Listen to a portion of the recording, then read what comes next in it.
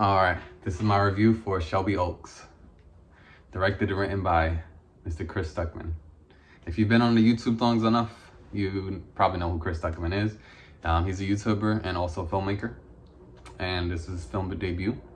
I've been following this journey for a little bit, and you know what?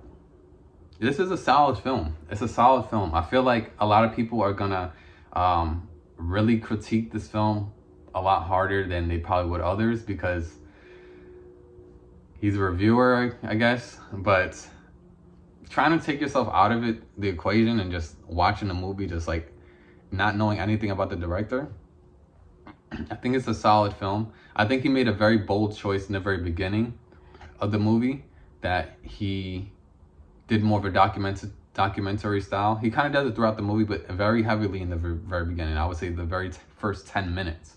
And that first 10 minutes could lose a lot of people. So it's very interesting that he chose to do it that way. But I think it is rewarding in a bit because that first 10 minutes where I don't want to spoil anything, but I'm going to say the first 10 minutes is a bit of very heavy documentary style. And one of my pet peeves sometimes when I watch a film is I don't like to watch a film that is a film. Like you're watching footage, you're watching a film that's showing a lot of footage, not even like found footage. I love Cloverfield. Like I like found footage, but the point is I don't like when you're watching a film and then they show news articles and they can show news articles, but don't do it too much. Like don't keep showing me news articles and I'm watching a movie. I'm going to a movie and I'm watching a movie inside of a movie inside of a movie. You know what I mean? Like I don't like that. But the point is the first 10 minutes of this film is more of a documentary style, similar to what I just said.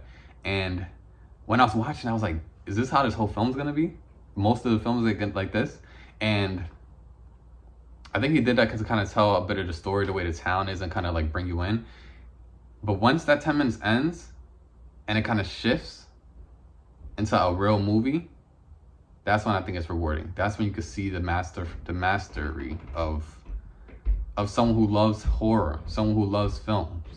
The cameras, the lenses, everything he used, it looks beautiful. It looks like a professional because he is a professional, you know.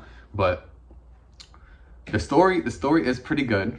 But the thing is, I think with the trailers, he didn't mislead anyone. The trailers, he literally said in the trailers, it's about a missing girl and a sister trying to find her sister, you know. And that's what you get. That's what you get. So I can't really be mad, but I did want a little bit more to chew on. I wanted a little bit more to chew on than that. But it was pretty good. And I do think that as a first film, like, this is solid. I feel like what more can you ask for a first film? That was like, the story was pretty solid. First of all, the acting was amazing. And he's the director. He's directing the acting. He's directing the characters. He's directing the actors to play these characters a certain way. And I thought that part was masterful. He has some actors in this that I was like, oh snap, I know he got them. That's what's up. And the storytelling is there. The direction is there. You can see it. You can see it and you can feel it. Like I said, the story was good. I just wanted a little bit more to bite on. Maybe I wanted a little bit more action. I wanted a little bit more something, you know? But what I will say, as a horror film, this film did give me goosebumps. I for sure had goosebumps, full body chills certain times. And that's because this film deals with a lot of, it rewards you in a way of when you watch a movie and you think you might see something in the corner. This is a film, if you watch it on a rewatch, you'll probably catch a lot more. But on a first watch, it's rewarding because you're watching it, and if you like peeking in the corners and you see something, yeah, you get that little chill because the character design of the entity or whatever he has in this film, it is very good design, bone chilling, I would say, when I seen it. For me, it affected me when I saw that character, and I was just like, interesting choice of antagonist, I would say. And some people might not like the ending. Some people always want a Hollywood ending. I'm not trying to spoil anything about the ending, but the point is, I like the ending, and there was a different ending that could have happened, but it would have been way harsher. And you know what I'm talking about. If you've seen the movie, it would have been way harsher. And that probably would have been the ending that, I don't want to say it, but that probably would have been the ending that, not the correct ending, I don't think that's correct. But the point I'm trying to say is something happens towards the end of this movie. We're watching it. You can see something happen. You can see some type of summoning. You can see some type of spiritual type of thing. That's what I'm gonna say. And it's so clear to the characters after what they all went through that the future is not bright. And I don't think that what one character was gonna do should have happened, but I think some type of precaution should have been set up. You know, some type of precaution, whether, I don't know, some type of precautions. But I like the ending. I like that. And it opens doors, but I don't think it opens doors to any sequels. I think this is good. This is good. It's over. There's no one who's going to come save the person that I'm talking about. It's over. I don't want to say spoil anything. But the point I'm trying to say is this. Don't put yourself in a box, Chris Stuckman, because this was very good. I want to see you do something new. I would like to see him do sci-fi. I don't know why. Like, I just feel like he directed all that. The direction was so well with the actors and everything, and he had, you could tell he had it was a singular vision. He carried it out effectively, and I feel like this, for his first film, this is good. I don't want this to be the end. I think he should do sci-fi. I don't know why. I just feel like he would do good in sci-fi. Something about the way he's very methodical, and the way certain shots are set up, and the way his story was told. I don't know. I just feel like he would do good at sci-fi. I don't know why. It's just something in my brain's telling me he would. Or maybe a sci-fi horror, who knows. But the point is, solid first film. If I had to give this out of 5 stars, I'd give it a solid 3. Solid 3. It's not bad, and it does enough for a horror movie where you feel like you got the horror feels, you got what you went there for, but there is enough to be desired. There's enough to be desired for sure. But he's good at, he's good at building tension. That's what I'll say for sure. You can tell, like I said, this is from a horror fan. This is someone who, you know, who's seen a lot of movies, and he's good at building the tension. And I just think that that way of documentary style filmmaking, I feel like definitely put, not a hold on the film, but it put a small little barrier a little bit, I think, at certain points.